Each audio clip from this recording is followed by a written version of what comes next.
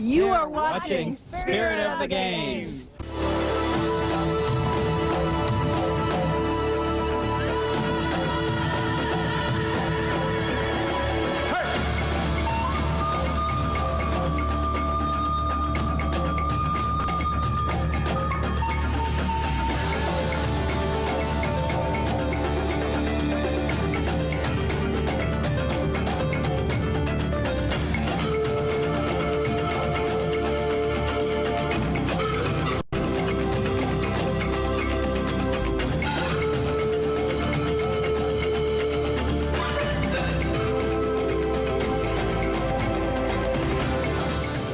The Queen.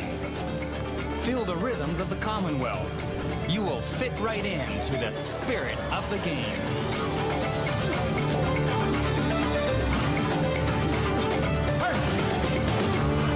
I am beginning to feel like the incredible shrinking woman. This here is a bathtub. Big ring around the bathtub, actually. And you know what? You're probably wondering, what the heck do bathtubs have to do with the Commonwealth Games? Well, just watch.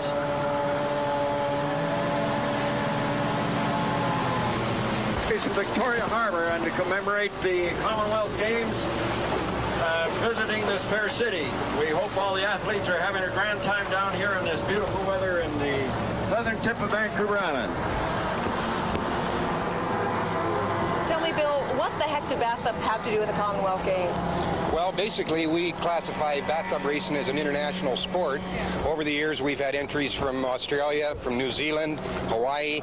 So we feel that we're part of the games, and this year we were fortunate enough to get involved with the Arts and Culture Festival in Victoria with the games. And at our big race this year in Nanaimo, the 28th running, we saluted the Commonwealth Games in the city of Victoria. As our past mayor said, and the Admiral of the Bathtub Fleet, who has now passed away, is that at certain times people prefer corn to culture, and we're bringing a little bit of culture to Victoria. So what are we going to see here today? How many guys racing? We've got 27 tubs, and this is part of the sanctioned racing circuit. They race 8 races around British Columbia, Alberta, and Washington State. And the points race right now is very, very close, so this is a very important race. Close. That was really close. So what has tubbing got to do with the Commonwealth Games? That's a good question. Wasn't this a demonstration sport? Well, you got the unofficial gold of the Commonwealth Games. Well, thank you very much. You know, Victoria's Inner Harbour is bustling with activity these days. Let's check in with Michael right now, who's over at the pin trading tent where there's a flurry of bartering going on. Right over there, a dog paddle away. Well, there's a lot of popular sports at this year's Commonwealth Games. A lot of people think athletics a biggie. People think swimming's the biggie. Maybe rhythmic gymnastics. I don't know. But I think the most popular sport has got to be pin trading. We're at the Labatt Pin Trading Tent down here in the Inner Harbour. I'm with Dale. Dale's from Spectrum Specialties in Vancouver. Dale, how's business down here? Michael, it's great. The unofficial sport of the games. We've had about, we get about 35,000 people a day through here. 35,000? 35,000 people a day. This got to be the most popular venue. This is the biggest venue, or the most popular venue at the games. There's a vast amount to choose from here. What's been popular? What's been a hot pin? A hot pin which I'm going to give you today is a Shields pin. It's the condom pin. Oh, this is the friendly games. This is the friendly games, and this is a pin that the athletes have gone crazy about. Well, you know, we've loved coming down here and talking to you about the pins and everything, but I think the real reason we came down here, I want some free pins. I'll tell you what, we've got a Rogers pin. Okay. Now hold on to that, Dale. I want you to know get this one off. That this Rogers pin. Okay. Okay, this is we're trading for what? We got a Rogers and we're trading for a Labatt, official Labatt pin trading, proud sponsor pin trading pin. Fantastic. Here, that's yours. This is mine. It's twice as big. I think I got the better deal here. You did get the better deal. Well, the action's really hot and heavy down here on the pin trading area. This is where everybody comes to trade their pins. There's a lot of guys here today. We're going to talk to this fella right here. Sir, tell me a little bit about this pin right here. Oh, that one there, sir, that was a very special pin to me. That one was worn by Sid Vicious. He's a punk rocker. He had it right through his cheek. It's worth a lot of money. I don't mean to be rude or anything, but these aren't official Commonwealth pins. Not official? Doesn't matter if they're official or not. They're common. I use them every day. Be an idiot. Thank you very much, sir. Pleasure talking to you. You know, we look around this tent, there's a lot of people with a lot of pins on their chest. But we sent our friend Dave out to talk to a guy who's had something on his chest even more impressive. One of the difficulties with giving out medals at the Commonwealth Games is you have to have someone to give them out. So how do you be qualified to give out medals to all those people who've won them? Well, I thought I'd talk to Graham Smith, a 6-time gold medal winner at the 1978 Commonwealth Games. Earlier in the Games, I was fortunate enough to present medals for the men's 400-meter individual medley. And it's a very special event for me, presenting medals for that particular event. In 1970, my oldest brother, George, won that event over in Edinburgh, Scotland. And 8 years later, in 1978, I won that event as well and had the medal presented to me by the Queen. So it held a great deal of emotion and memories for me to present the medals for that particular event. Did you get the feeling just looking at some of these athletes going, I could take them, I could do it? No, I'm far beyond that. The mind may still be there as far as the competitive edge, but as far as physical shape, no, they're honed. These are years and years of physical training that have gone into us, and they're at their peak right now. Now, I'm thinking this must be sort of a weird emotional thing. You're holding the medal, you're thinking, wouldn't I just rather take that at all? Or? It's not my time. My time has passed, and it's really a great feeling to pass on the torch, so to say, to the other athletes. And I know as an athlete myself, it meant a lot for me to have somebody from an earlier Games present a medal to me to carry on that tradition. Yeah, this is Kevin and Ronnie. We are from Kenya. We are Mapapa. Welcome for the spirit of the game, and that's it.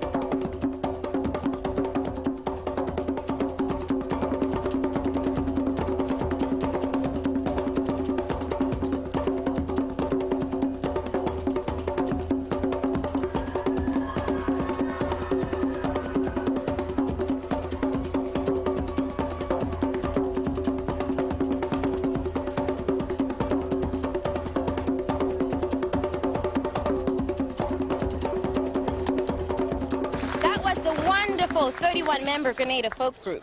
By now you'd be aware of the significant participation of First Nations people in these games. A fine example of that is the contribution Shishaman artist Roy Henry Vickers has made to Saanich Commonwealth Place.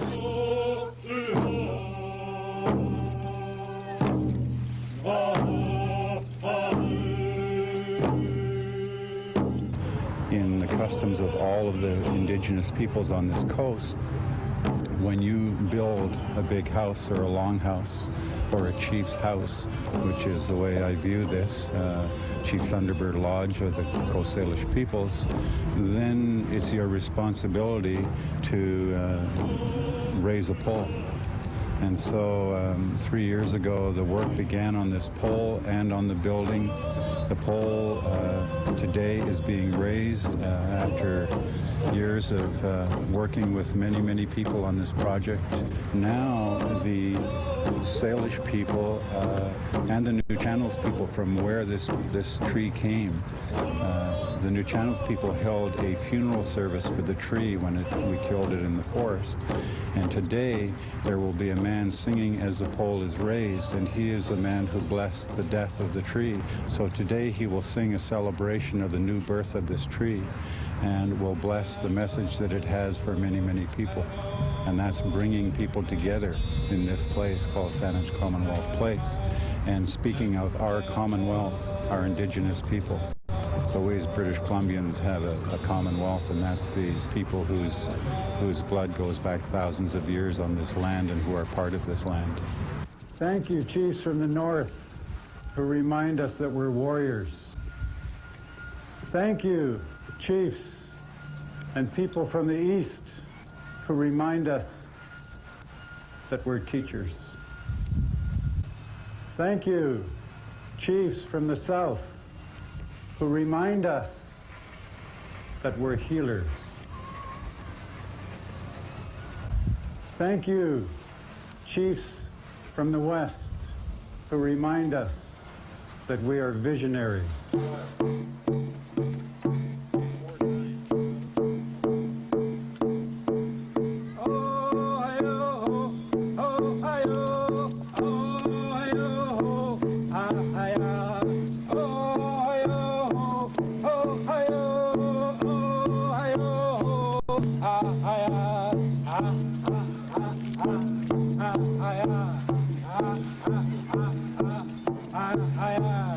So the statement is that we can work together to create something beautiful, and that we have a common bond, and that bond is the land that we live on, the land from which this pole came.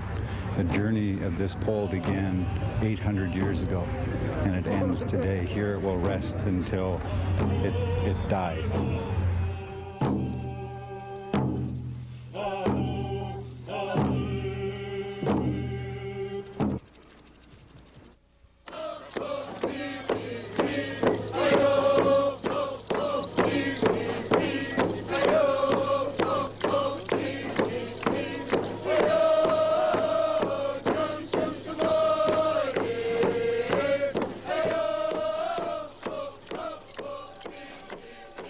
Security is a huge part of this year's Commonwealth Games, and the RCMP have a big part of this. Look at this. We're at the RCMP. This is obviously this is the RCMP symbol. Look at the size of that buffalo. Buffaloes give me the EBGBs. Kind of a sad story. My uncle was killed by a buffalo, believe it or not. Yeah, well, he wasn't stampeded by it. He was sitting in a bar and one fell on his head. The Mountie always gets his ma'am. Episode 4, The Royal Escape.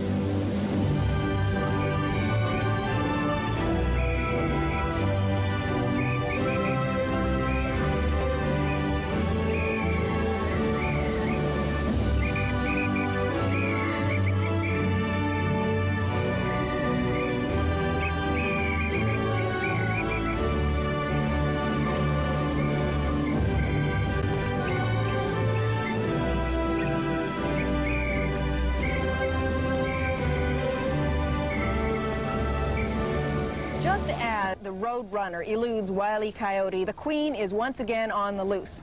And she may be over at the Athletes' Village, where Mayor Diane Clement is preparing some Caribbean delectables. We're going to do the famous Banana Flambé. Let's start off with about 4 to 6 bananas. We're just going to throw those in the pot. We're going to start sauteing them. We're going to add a little bit of brown sugar. You could use a Demerara raw brown sugar, direct from Jamaica. We're going to add a little twist of cinnamon, which we see often in the Jamaican Caribbean cooking. It's really fun cooking from around the world and traveling around the world enjoying the wonderful cuisines that we can enjoy when we get home from these international competitions. We're going to just saute them, not too much. We don't want to overdo the bananas. Oh, you can smell that now. I'm going to add about 3 or 4 tablespoons of orange juice. Let that start to caramelize. And we are going to use some overproof rum. Believe me, this is not before competition. Again, I will state, it's for after performances when you can relax and enjoy it. And I'm going to try a little Kahlua, a little bit of Mexico here. And that's it. Maybe a wee bit more brown sugar, and we're just going to let that saute, get the heat going up high. So let's try flaming this. Let's get it going there. Oh, boy, look at this. Oh, wow. Is that impressive? My goodness. So we're going to put some vanilla ice cream. This is, I did this at Christmas once for, I think, 25 or 30 people. I never sauteed so many bananas in my life. Enjoy, and let's try that beautiful, beautiful rum and Demerara sugar. Every success to the athletes. Enjoy Victoria during the games. I'm enjoying my bananas flambé direct from the Caribbean.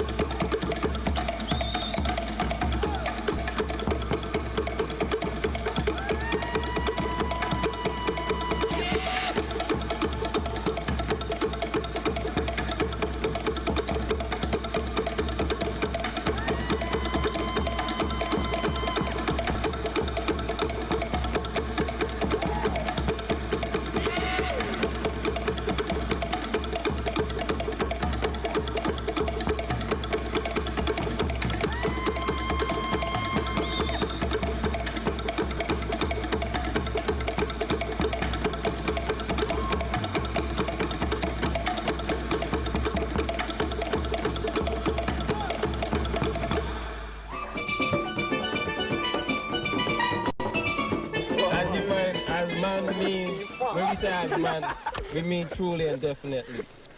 So if somebody asks you something and you want to know if they're telling you the truth, we mean as man. I'm just saying class is class, step it up a notch. You know what I'm saying? That's our slang. What does it mean? Class is class, you know, we are above them all in a different class, you know? Yeah. So we step it up a notch. If you want to come up, you have to step it up. Who vex, let them vex. You know, it's who's angry with me, let them stay angry because, you know, it's not going to bother me. Bill for it. Bill for anything. I mean, you're ready for anything that come down. I always make sure I take the time to take out and smell the roses now and then. Just get really close to nature. You know, I'm in Beacon Hill Park, and just over there is Dave, who's tracked down the Queen one more time, and he's going to tell us what she's doing today. Well, this could be it, my final opportunity to actually meet Her Royal Highness Queen Elizabeth. She's here at Beacon Hill Park, and we're expecting her to sort of come in the car. She gets out, she kind of pulls a blanket off something, that's an unveiling or something, and then she's going to walk right through the park, all the way around, I don't know, I think she stops, shakes some hands or whatever, comes on in here, has some tea, and that's when I plan to meet her.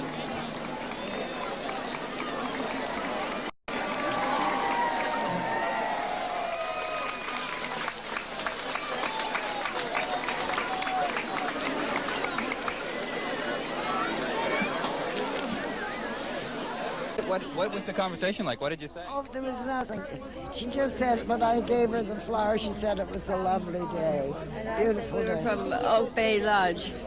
And I just spoke to her, like, you know, just said, nice day and welcome to Victoria. You said you were serving when the Queen was serving herself, right? Oh, yes. Oh, yes. She was in the ATS. She was in the ATS. In the ATS. But she was a more mechanical. Right. And you served at the same time as Prince Philip? Yes, I was with, well, I wasn't with Philip, but he was stationed at a place called Corsham in Wiltshire, and I was at Leventon. We played skittles in a pub in Chippenham in Wiltshire, and Prince Philip was on the Navy side, and of course I was on the Air Force side, and he lost, so he booked here. Excellent. Well, you can see I've kind of saved a spot for Her Majesty here. I've got a place all set for her, and I hear she likes a little bit of sugar in the tea, and no cream, actually. I'll put that aside, but it's looking a little bit bleak now. I think maybe she was running a little bit behind schedule, so I think I might just try and meet her at the car, because she should be just right over. I'll catch her at the car. I'll get her at the car. All right, I'm at the car. Let's go to the car. Wait a minute. Where's the car? This is. I'm sure this is where she said I was supposed to meet her. I know it's it. Your Highness. Yeah, Your Majesty. Queen? Oh, missed her again. I can't believe this. Guess I can't send this piece to CNN. Nanaimo royalty welcomes you to the spirit of the games. Ta-ra!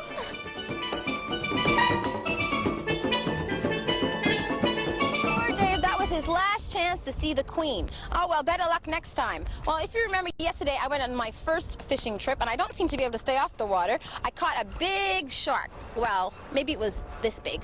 Well, we sent Michael out to see what he could catch. When you think about Commonwealth Games, what's the first thing you think of? Hookers. No. Happy hookers. Of course, we're talking about fishing. We're down here with Victoria's own Happy Hookers. It's Paul Richards. Paul, what do you, fishing in the Commonwealth Games, have in common? A good time. A good time. Explain to us more. What's going on here?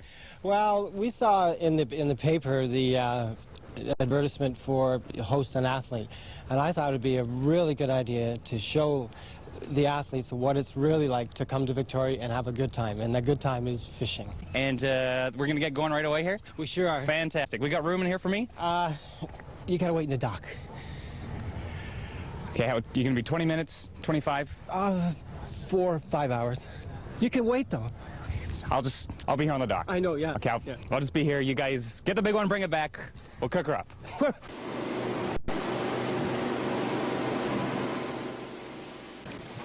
These come in several sizes, this head, but in Oak Bay, they seem to like the smaller heads for some reason. I haven't yet found out. There's a friend of mine that knows the answer, but he's a fisherman, of course. He won't tell me.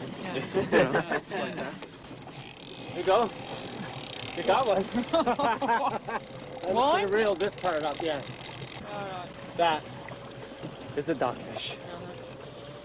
Not our first choice of catch, but it is a catch. Off he goes. Off he goes.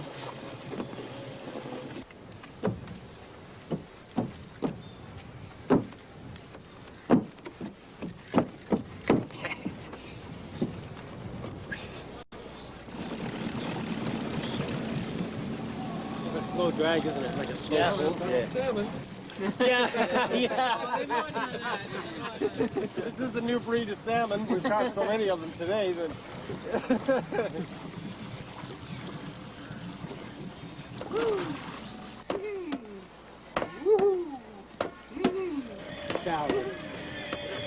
Salad. Salad again. You got one, guys.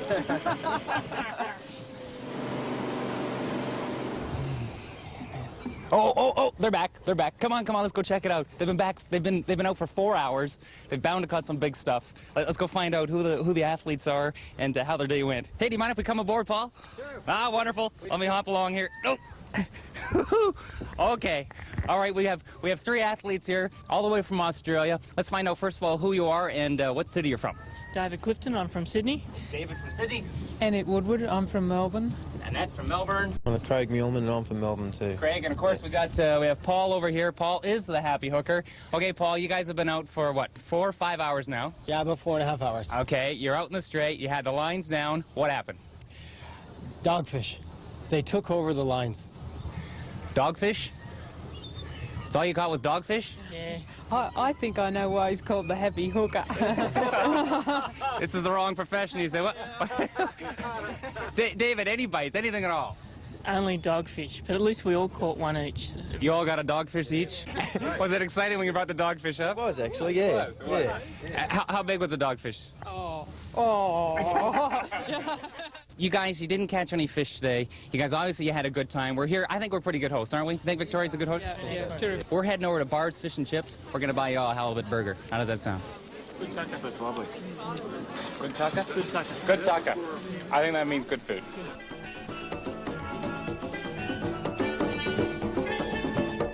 You know, I hate to complain. I know these are supposed to be the friendly games, but they also seem to be the consumer-oriented games. You know, you take this water bottle, for example, bought a mere few hours ago, and look at it. Look at it. You can see it. The logo's all wiping off already. What's happening here? Where's our pride in workmanship? Where's our Canadian built, and gosh, we're proud of it? Certainly isn't here. You'd think it would last at least as long as the games do. This next athlete from the Isle of Man had more to worry about than a worn water bottle. It's definitely a matter of priorities. This is in Barcelona in the Olympics. I was leading the race with a lap and a half to go. I was away with an Italian, and unfortunately I got a slow front puncture and had to have a change of wheel.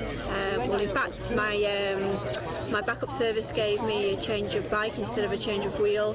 And And from there, things sort of went a bit downhill. I got caught by Cathy Watt, who went straight past me, and I just finished in the bunch in the end. So it was quite awful to get a puncture in an Olympic event, but I'm hoping to make amends in the Commonwealth Games. What are you doing to change things so that won't happen again? Well, punctures, unfortunately, anybody can get a puncture any time, but the road services over here, we've been around the course this morning, and the road service is really good. So I'm just touching wood that on the day I don't get a puncture and everything goes to plan. Who is your main competition? Main competitions are going to be Cathy Watts. She's the reigning Commonwealth and Olympic champion from Australia, and also the Canadian team, Alison Sider, Clara Hughes, and New Zealand have got a couple of good girls. You can't really underestimate anybody. I never underestimate any of my competitors. What do you need to do to win? Be the best on the day. After you. Thank you. After you. After you.